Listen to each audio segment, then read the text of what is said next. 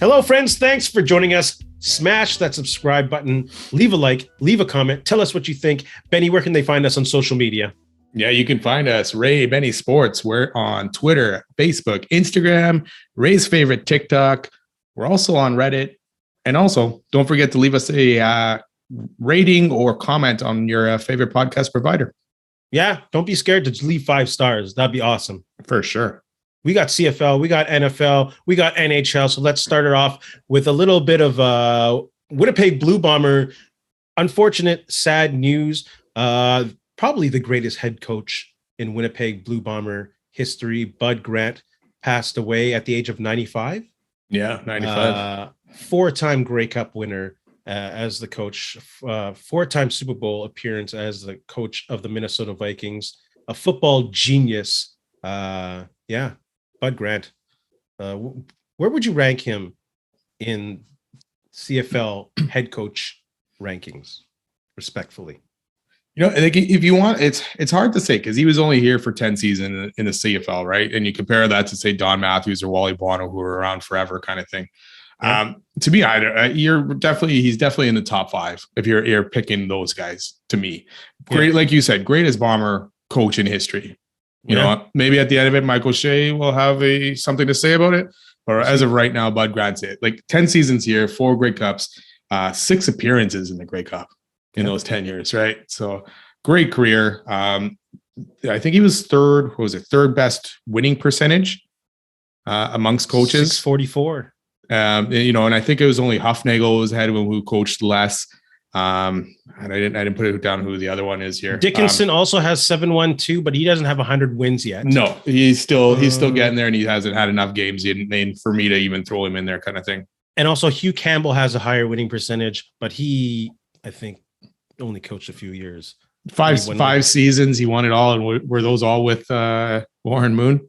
He was, I think he went his first year. He went to the Grey Cup and lost to Montreal, 41-6. Okay, and then he went and won 5 in a row. Yeah. So, for me, he's top 3. And for me, I don't have a particular 1, 2, 3. The names are Bud Grant, Hugh Campbell, and Wally Buono. Yeah. Don Matthews close right in there too. But those would be top 3. And not only was he this great CFL player, coach, he was drafted by the Eagles, but he went to play for the Minnesota Lakers. And he won an NBA championship. So that's right. I read that today too. Yeah, this guy's decorated with constant success wherever he goes. And the first statue that was in front of IGF Field, shout out also to Cal Murphy, another great coach that could possibly be in that argument as well. We've been blessed with some good coaches. Dave Ritchie is also on that list of high winning percentage coaches. But yeah, with coaches with 100 wins, he's up there. Yeah, and he's just one of 3 people too that has been enshrined in both the Canadian Football Hall of Fame and the Pro Football Hall of Fame, you know, with Warren Moon and Marv Levy. So that's a pretty good accomplishment in its own right, because he went from the CFL to the NFL and was with the Minnesota Vikings for a long time. And like you said, took him 4 Super Bowl appearances. Unfortunately, couldn't get the win there. Also coach of the year in 65 here. So yeah. It's funny. I read a quote too from Peter King's article that Bud Grant hated Vince Lombardi. It's amazing. Like these coaches were actually very good coaches, and they couldn't stand each other, kind of thing. He's a Minnesota guy through and through. Exactly. Remember that playoff game where he wasn't wearing a jacket? You see all these players with like arm things, and they're all tight with their gloves, and he's just walking to center field doing the coin toss with a shirt. What was it? His players wearing the short sleeves? Because it sounded like they wouldn't even do it either. Like they just looked at him, and he's like, yeah, you're not doing that kind of thing. And they would cut I was reading something today too, that they're cutting their sleeves to make them even shorter, kind of thing. So, jeez, I'm talking about the playoff game where he came in, he was 80 years old. He wasn't coaching. He just did the coin toss. So And this guy, and he's just known as that emotionless, not emotionless. He didn't care about people, but the even keeled leader on the field, because he felt that, if you had a coach that was too high or too low, that players wouldn't follow him all the way through. So he was just that even keeled genius, said by many, not me, by Grant. Yeah, I was reading again an article today, and that's what all the players and former players were just saying about him. Genius. A man of even few words. One said that he doesn't remember a lot of halftime speeches except for one, they were losing 30-0 to Saskatchewan, in that game. And I can't remember exactly what he said, but it was more like, I can fine you guys for playing terribly kind of thing. Right.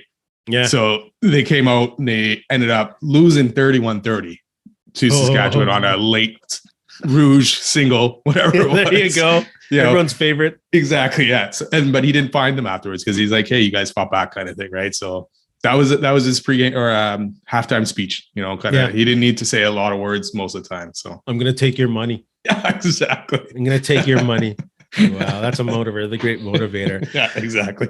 Let's talk about a little bit of CFL free agency. Who was the most underrated CFL free agent signing this free agency period? You know what? I'm going to go Drew Desjardins in Ottawa. I like that signing. I know it was a little bit earlier before free agency even really kicked off and all that stuff, but I haven't heard too much since free agency started about this signing. I know Ottawa paid a good chunk of change to Drew, but from watching that guy play with the Bombers a couple of seasons ago and all that, like he was just a force for that O-line for the Bombers. So I think that'll help the Red Blacks quite a bit and hopefully shore up that O-line, which I know they made a lot of signings last year. It didn't really work out, but Drew Desjardins should help it quite a bit. Interesting that you're going with a former Blue Bomber. Very interesting. Because I am as well. I'm going to go with Casey Sales in Hamilton, though. I think he's just, we know him here. He has a presence on the defensive line. And here he was overshadowed by the play of Willie Jefferson and Jackson Jeffcoat. And in the offseason, he's probably overshadowed by when they signed Jagarrett Davis and Quate Kubotang from Ottawa. But we know he can ball. And he can stop the run and he can push guys back into the pass. And they also still have Ted Laurent. That's crazy. And they have Malik Carney. This guy had 6-7 sacks as a rush edge. Like that D-line is going to be tough. Yeah, and there's still a hole as far as I know on the Bomber D-line, right? We haven't brought anyone else in. I guess that those scouts are gonna have to earn their money to replace Casey Sales. Yeah, they just signed a guy from South Carolina, edge rusher. Who looked pretty good. So, we were talking about how since Jonathan Kongbo, we haven't been able to replace him. I'm not saying that that's going to be a replacement, but he's an edge rusher that will probably be in the rotation or hopefully play in the rotation. It's a good start. Yeah, for sure. The Hamilton front seven is going to be something else. And they go in a trade for Jameer Thurman. Get out of here. It's funny because we were talking about Hamilton and how their lack of moves, really, right? Like they were working on that Bo Levi contract, trying to get that done for so long that they weren't doing anything else. And all of a sudden you're like, oh, wow. You sit back and look at their moves and it's like, wow, these are pretty good moves. Yeah, they made some good moves, without a doubt. They want that Grey Cup, man, in Hamilton. Okay, well, I'm sure there are a couple of other teams. I don't think so. TSN buries a bit of Montreal Owls news with a new owner. An exciting new owner, like we talked about last week. How would you grade TSN's NFL coverage? And I'm not just talking about this instance where it kind of slid down the rotation. It was behind NBA coverage, which I don't think ever should happen. It's not like the Raptors are in a heated battle for, a slotted playoff spot, maybe a play-in or whatever. So they should be ahead of that. Hockey preceded it. Absolutely fine, but not golf. What are they doing? No. Time and time again, TSN has proved that CFL is not a priority. I give them a D on their coverage. Like, look at the set. How long has it been the same set and the same graphics? Give me a break, TSN. I actually agreed with you. I got a D as well. That away. And I only gave them a D because at least they talked about it, but it was like 23 minutes into the show. And it's unfortunate too, because you had like Dave Naylor, like Bob Irving posted something on Twitter saying this is terrible. And then you had Dave Naylor, who is the main TSN or CFL guy at TSN, responding and saying, hey, we talked about it. It was 23 minutes in. And it's like, well, 23 minutes in, this is pretty big news. You found an owner for the Alouettes. You found a pretty wealthy owner for the Alouettes, which stabilizes that franchise for hopefully a long time to come. And you talk nothing about it. I will say I do like their CFL in-game coverage. I like their panel. I like they got former players and all that stuff there. But like you say, that set hasn't changed. No. And really, it's just their guys are in the booth there in Toronto. Like they're not traveling to other cities and posting up until like playoffs kind of thing, right? So like the in-game graphics are the same. Like they can't even get a first down line that looks good. It looks like it was in 1997. The players walking through it and their jerseys changed. They got to pick up their game. It's ridiculous. But even in season, like their highlights are not there right away, right? No, They're pushed back, on Sports Center. They're not front and center. They're not in the first 10, 15 minutes. The only time they actually get some more playing time or earlier playing time is when they're the only sport really going on. Absolutely. But then they probably still lead with baseball and the Blue Jays anyways. Hopefully with the new Montreal owner and his own stations, maybe that'll put some pressure. I know they have a deal signed till 2025, I think. Mm-hmm. So obviously nothing's happening till then, but at that time they need to find a better system or a better competing, maybe get Sportsnet in there, which I don't think they care about the CFL at all either, but yeah, they need a competing, like the NFL has got Fox, CBS, like you got all different ones competing to buy something, right?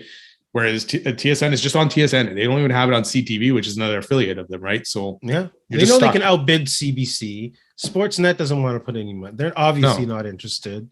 They have their Blue Jays to take care of, so it's fine. And Sportsnet has hockey now too, NHL, right? So TSN's going to wake up on their coverage. And also, what's his name? Davis Sanchez was defending, what's his name? Dave Naylor's position on. It's fine. Like, come on, y'all.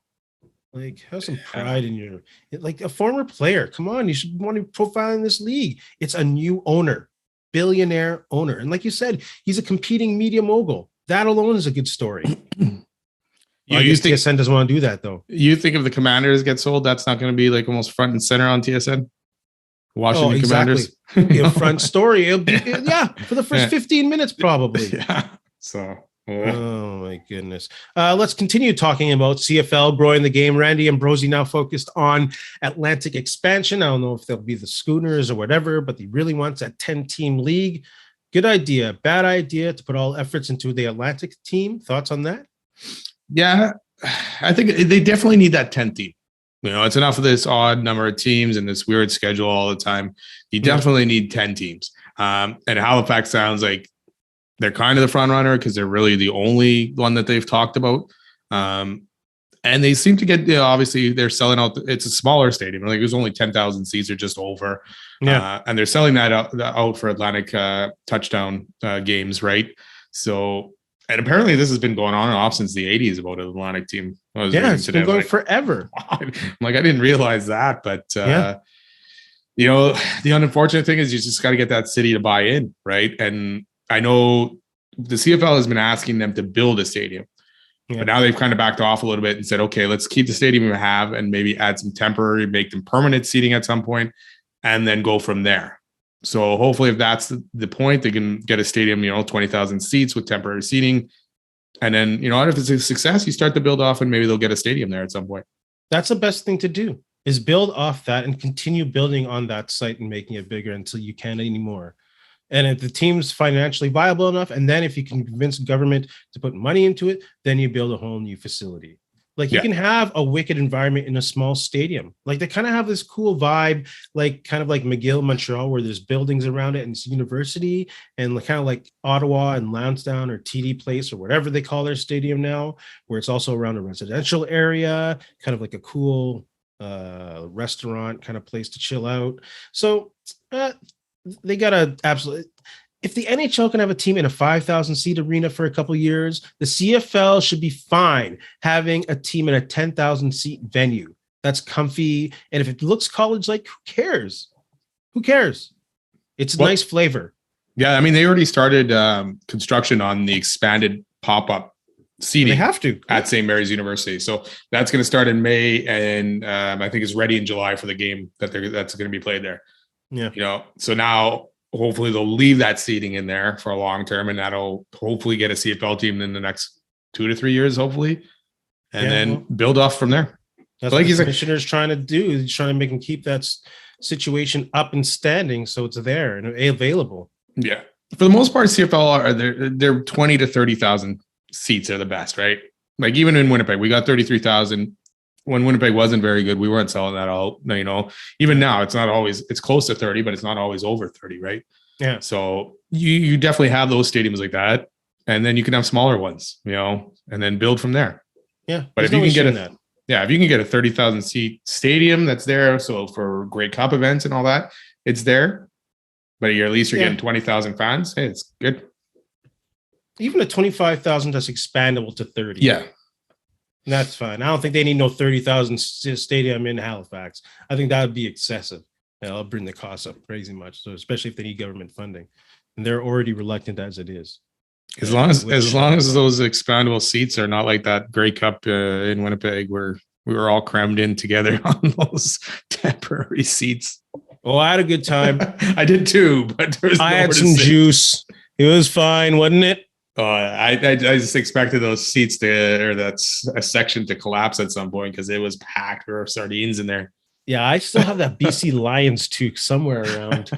I don't know how. I forget how I got that. I acquired it off some BC Lion fan, but it was a good time. Yeah. Let's talk about the NHL Jets. The Winnipeg Jets week that was shocking to me. Okay. Why would you say shocking? They lost 2 games that they arguably should have won, right? They should have beat San Jose. They ended up playing way better than the Wild, but Marc-Andre Fleury and James Reimer in that San Jose game were almost lights out. And then you're going on the road to Florida to play the Panthers and the Lightning in a back-to-back, and you're thinking, okay, well, we lost those 2. We're definitely losing these 2. And then they ended up getting outshot like crazy in those games and end up winning those games.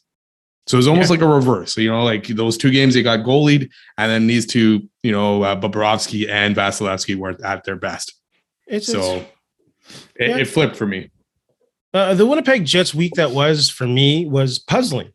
Pretty much the same as you. It started off with a loss to the lowly Sharks, and a loss expected against Minnesota, who they're now 0-3 against this season, and not just Marc-Andre Fleury, but that goal through the 5-hole. Oof, that did not look Hellebuyck like at all. That was a rough one to watch. Yeah. But then they go into Florida where, we would have been ecstatic if they came out with 2 points, either a win or 2 overtime losses, but they come up with 4 points. Yeah. And Hellebuyck looks like a world beater again. Yeah. And they should have lost both those games, right? Like they should have. Like even against Wild, I expected full well that they were going to lose that game because the way they played against Wild, but they all played the Wild, and like you say, that third goal from Helly was kind of shaky, and you're like, okay, if we're going to get anywhere, we're going to do anything. We need Hellebuyck to be at his best. Yeah. And he may have let it in 4 against the Panthers, and they blew a couple 2 or 3 2-goal leads or whatever it was. Yeah. But he stood on his head, in the third, late in the third, and in that overtime period to allow the Jets to come back.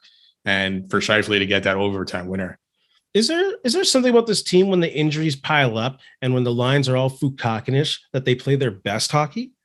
Like this happened earlier on in the season. And then when these guys came back, was it January-ish? When they got the full slate of guys back, it just all started falling apart. And now they look solid in 2 games with guys injured again. I don't know. I don't know if you can necessarily say solid. It all depends on Hellebuyck, man. If he's going to have a good game, he's going to give them a good chance to win. If he's shaky, if he lets in bad goals like Minnesota, where goals for the Jets are tough to come by, they're going to end up losing. Yeah. And against Florida, he was iffy, right? Like he had good moments and he had still some bad moments, Kelly. Against Tampa, he was pretty good. Like lights out, like he was the main reason for them hanging on and winning that game. Yeah, you say solid. Solid might not be the perfect word, but they're not the team that got punched in the face and folded in Florida, at least, which is encouraging. But again, puzzling, shocking. Who knows? Who knows what team you're going to get? But that's the thing as well. Like Florida was coming off a back-to-back. Like that. There was the second game of back-to-back. And you're thinking, okay, they're the better team because usually that back-to-back team is better in the first 2 periods, and then in the third period it kind of flips around, right? Yeah. The Jets ended up playing that third like they were the team on the back-to-back, and then compared to playing that Tampa game, I know they still got outshot in that, but they looked way better in that game than they did against Florida in the third period, more structured, not allowing, Tampa to take over completely in that game. But again, their penalty killing against Florida was better against Tampa. Oh, Tampa, when they had that 5-on-3, I thought, oh gosh, but they gave up the shorty on a breakaway. The Jets gave up a shorty on a breakaway. So. Yeah, they're up 3-1 on that one too. Yeah. So, It all depends. Josh Morrissey was out for the game yesterday against Tampa. Who knows if he's out long term or if it's just day to day. We'll see what goes on there. But He's day to day right now. they got 15 games left. Are the Jets going to make the playoffs? You know what? If you would ask me after Minnesota game, I would have said no. Now you asked me after this weekend, I say yeah. After Carolina and Boston, I might say no again. I'm on the fence. Like, I don't know. Like now, are the Jets a playoff team? Yes, right now they are. And I think they would today make it. The only thing that scares me is Nashville still has 3 games in hand. Yeah. I think with Calgary is going to be up and down. Like the Jets will win a game, Calgary will win a game, Jets will lose, Calgary will lose. So I'm not too concerned maybe about Calgary leapfrogging us. It's more Nashville right now with those game at hands, and the Jets play them on Saturday this week. So that'll be a big game if the Jets can beat them. But even at that point, Nashville will still not have caught up in games at all. Yeah. So the Jets got to win, and they got to beat Nashville on Saturday. But right now, yes, we'll see later in this week what I say. I say yes, the Jets are a playoff team. Right now, they stand with the highest percentage, 24%, to win that second wildcard spot. They do control their own destiny. They could get third. The Jets and Avalanche both have the same percentage of winning third, but Colorado has a much friendlier schedule to do that. Friendlier because also they're a better team. Sorry to say. They are. It's truth. So I can see the Jets going 9-6 in that last 15 that you mentioned. How many of those games do you play Hellebuyck? All of them. Yeah. It's time to roll.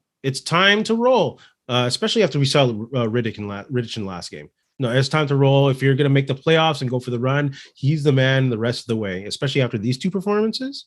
It's time.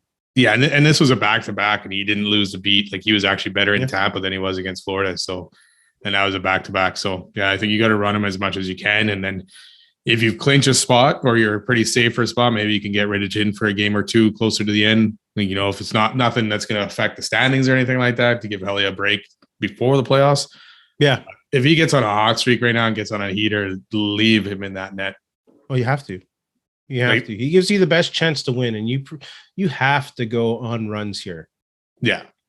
And you got 2 tough games coming up still, this week, Carolina and Boston, Tuesday and Thursday.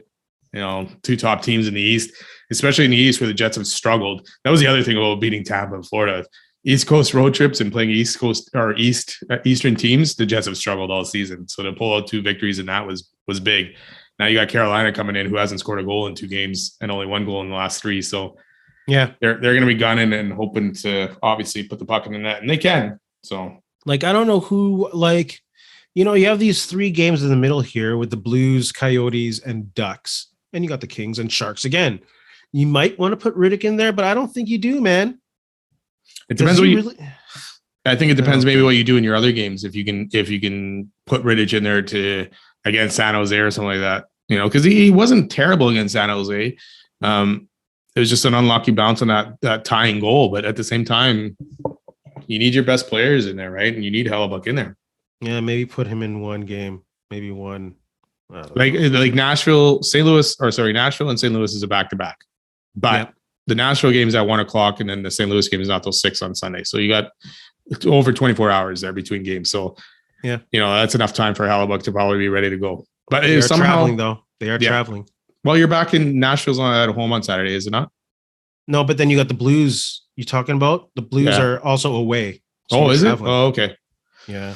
Yeah. So even if you're at home, you're traveling. Yeah, maybe at that point you might slip Rittich in there. It depends. It depends what you do against Carolina and Boston and Nashville. Like if you can somehow go maybe 2-1 in that or 3-0 somehow, then maybe you do throw Rittich in for that St. Louis game.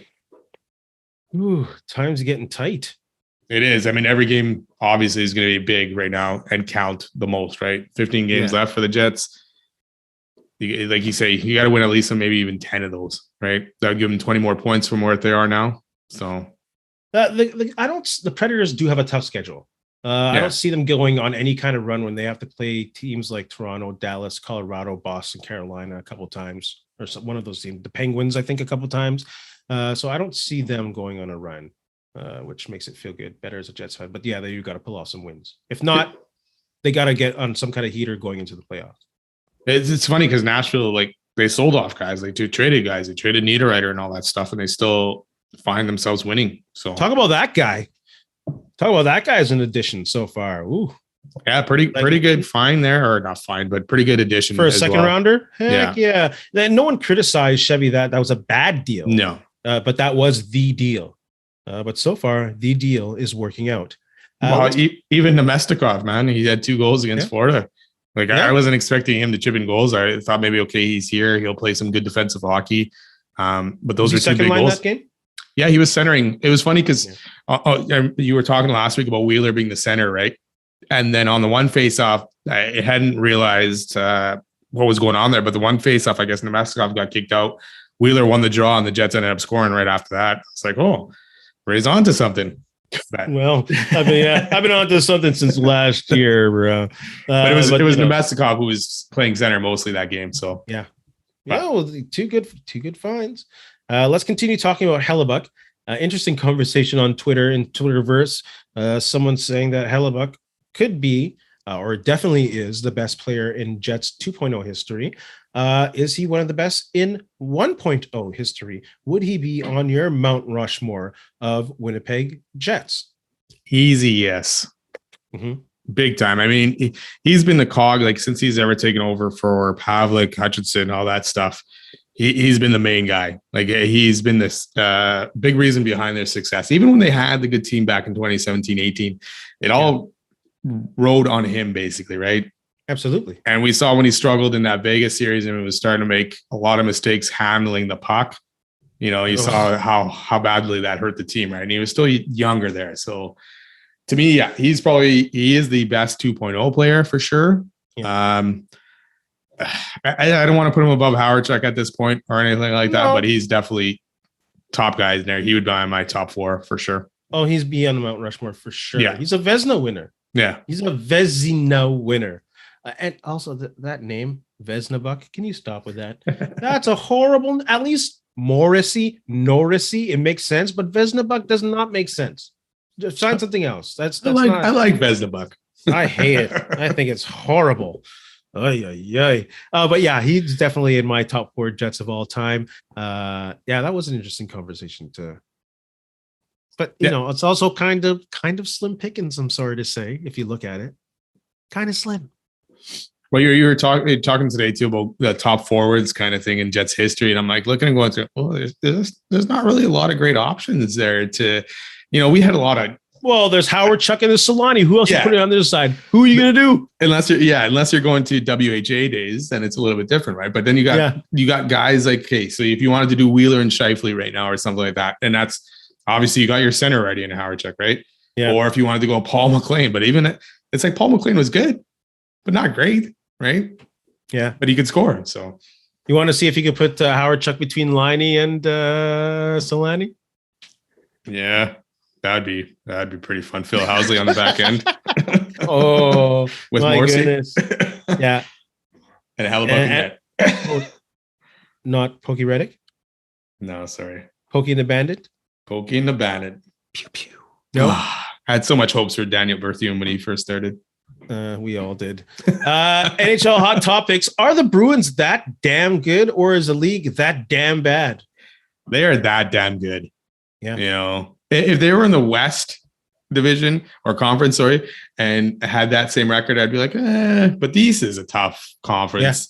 Yeah. They got some really good teams. Even in their own division, they got tough teams with Tampa, Toronto. I know they got weaker teams with Montreal and stuff like that, but their goal differential is 103, like plus 103. That's ridiculous. You know, like the next closest was New Jersey at 58.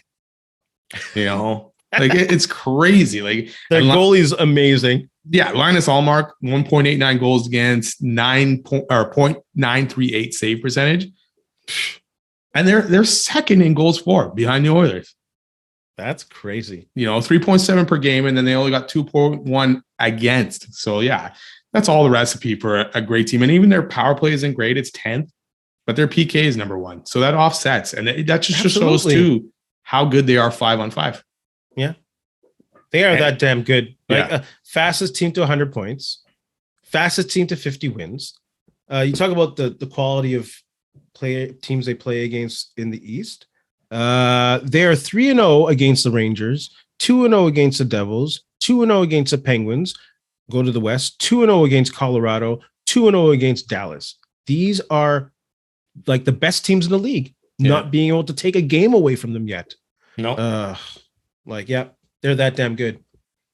Yeah, I mean, we've seen Detroit in the past with the 60 whatever wins for the record and all that stuff, and not make the Stanley Cup final and win it, kind of thing. So it'll be interesting to see if Boston can kind of buck that trend of being the best team in the league and going on a tear through the playoffs. They got a tough road though, even in maybe not the first round with either the Pittsburgh or the Islanders, depending on how that ends up, but they'll still have to get through Tampa and Toronto. Yeah. And then either Carolina, New Jersey, or the Rangers after that. So be interesting. But if they're that damn good, like we're saying, they shouldn't have a problem making the final. Yeah, for sure. That's the thing. They haven't faced adversity. They've rarely lost 2 games in a row. Like, how many games have they lost all year? 10? That's and 5 in overtime, or I think it was. That makes no sense. Sense. And the funny thing is, you got guys like, and you're thinking, okay, Patrice Bergeron's on his downward spiral. Marchand, he can't be as good as this year as he was, and he's still, and then David Pasternak's tearing it up. Yeah. Whoever's doubting those two, I don't know what you're smoking. No, I keep thinking that, okay, this is the time for them. Like Patrice Bergeron he ended up signing late with Boston, right? Yeah. Like Boston, I'm pretty sure they wanted him back, but he was probably checking out what else is out there kind of thing. And he ends up coming back and having a pretty good season. They already signed him for next year already. So yeah. And they're making good moves, only getting better at the trade deadline. It's ridiculous. Let's move on to some NFL talk. First thing on the docket. I don't even know what I was going to say. Docket. Idiot. Bears Carolina trade. Is there a winner, loser, or a draw? I have Carolina losing big time on this one. Too many solid draft picks for a team that's going to be struggling for a while anyways. I don't see them being able to take advantage of having a rookie quarterback with a rookie salary, with no O-line, no running back, no receiver. You just gave your number one receiver up. The Bears won. Yeah. The Bears won 2 firsts and 2 seconds in the next 3 years. What are you doing? Yeah, I call that too. The Bears, the earlier winner on this one. And if they can get these picks right, they'll have a solid team for years to come. And especially, it all depends on Justin Fields, if he's the right quarterback or not, or good enough quarterback. But yeah, Carolina, like if you're going to do it, you obviously want a good quarterback. That's why they traded up to 1. But then you get rid of your best wide receiver on top of it. Who are your receivers after that? You're not going to build anything off of that with a young quarterback that's going to need good wide receivers. And DJ Moore would have been a good wide receiver. They're in trouble. So now, you gave up all these picks, so you're not going to be able to fill in those spots at all. I get it with Carolina because they want to make that splash. David Tepper is the owner there. He's a billionaire, whatever. He wants to get to a better team and competitive team, but they're not close. Even if they get the star quarterback, which you got to pick the right one. Yeah. Like, I think they just gave up too much capital and a good player. They had to make a trade. Like, they needed to get a quarterback. And what was their position? 9? Yeah. They weren't going to get a quarterback at 9. No. Like maybe the kid from Florida, if he dropped because he's a project or whatever. But, to give up DJ Moore, a receiver who's had shaky quarterbacking every step of the way, to a guy who's averaged 77 receptions and over 1,100 yards, to do that. Yeah. That's like Milt Stiegel here, man, with no quarterbacking. Oh, and you just, why do you got to talk about those years? Justin, because Milt Stiegel's good. I know he's good. That's what I'm saying. I'm talking about the quarterbacks. I'm talking about the quarterbacks he's never had. I ain't talking about that now. I'm talking about the quality of receiver that DJ Moore is. Yeah. That's the kind of receiver you have that will put up big numbers no matter what the quarterback is. So good for Justin Fields to get that guy. Oh my goodness. They're going to put an O-line around that guy. Yeah, they should be able to. Could be good if they don't mess it up.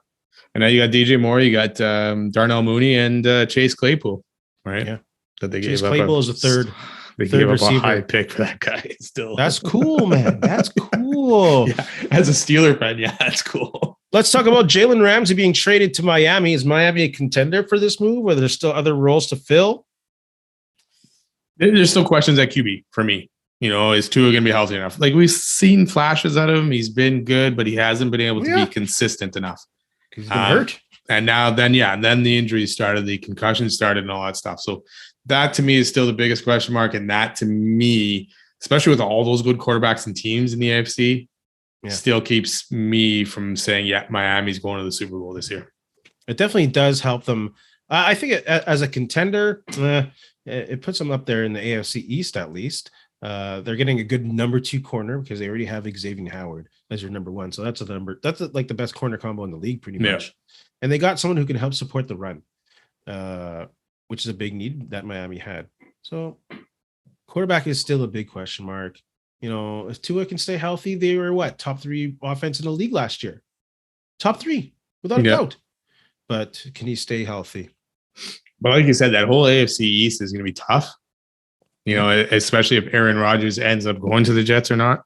Oh yeah. And they got a good young nucleus there in New York on D and on offense. So it won't be easy, even for the Dolphins. And Jalen Ramsey, he wasn't great last year with the Rams, but the Rams altogether weren't great. So maybe that was just a one-off here, but we'll see if he can bring back the form. But I don't for a 3rd round pick, I think it's a pretty good deal for Miami to take that chance. Absolutely. For a 3rd rounder? Yeah. Oh, without a doubt. As long as you don't sign him to another crazy contract and give him some more money. No, they won't do that. He has no leverage on that. Although he does have he was, what was it, Pro Football, whatever. They ranked him 3rd cornerback last year. Still That's pretty good for a guy who everyone said was on his down year. Yeah. Let's talk about some free agents. Free agent tampering, your favorite time of the year. Rumored signings. Any big signings there that really pop out to you so far? Jimmy G's gone. Yay! Wow. He's off to the Raiders. He's off to the Raiders as long as he ends up signing. 3-year deal. Sounds like it's basically a 2-year deal, possibly. Not a lot of money compared, in terms of quarterback money, right? Yeah. Good money still, but quarterback money is not. Good spot. I guess he goes back with Josh McDaniels. He's got Devontae Adams. I don't like it for Devontae Adams. I don't know if Jimmy's going to be the quarterback that Devontae needs or wants, really. We'll see. So we'll see. Yeah, I can still see the Raiders drafting someone earlier or a quarterback at some point. So we'll see what happens there. Another big one, Javon Hargrave to the Niners. Fills up that D-line pretty good for the Niners. It's a lot of money on that D-line, but should be pretty solid. That is a lot of money. And they haven't even signed Bosa yet because I think this is his 5th year, so they haven't signed him yet. But be good coin to obviously toss his way as well. Yeah. I like the signing of Nate Davis in Chicago, getting a good guard. Anything that helps that line in front of Justin Fields is a good thing.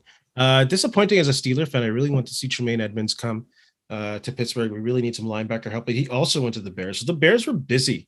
Yeah. It's very encouraging. I want to see the Bears do well. It's just one of those franchises that they're one of the storied franchises of the NFL, and to see them be pitiful for such a long time, it sucks. So I think those 2 were pretty big signings right there. Yeah, the Bears were probably the winners of free agency day 1 tampering period. And along with getting DJ Moore as well, so, but Tremaine Edwards, there was another linebacker that they signed. I don't have it on my list here, but should be another good signing as well to play next to Tremaine Edwards for the Bears. So good moves. We'll see. Like we always say though, free agency sometimes doesn't end up working out, especially with the teams that go crazy. Right. Yeah. So yeah. Why don't you like the free agency tampering period? It's just stupid. Just call it free agency already. But it's drama. It means more people are online surfing, more people are on NFL Network. But it's supposed to be, okay, these are possible signings. It's like they're already talking that these guys are signed already. Yeah, and it's day 1, so obviously they were already tampering yesterday. Yeah. So. Well, there's an element of surprise and guys not being able to go and actually go to the site and go visit the team.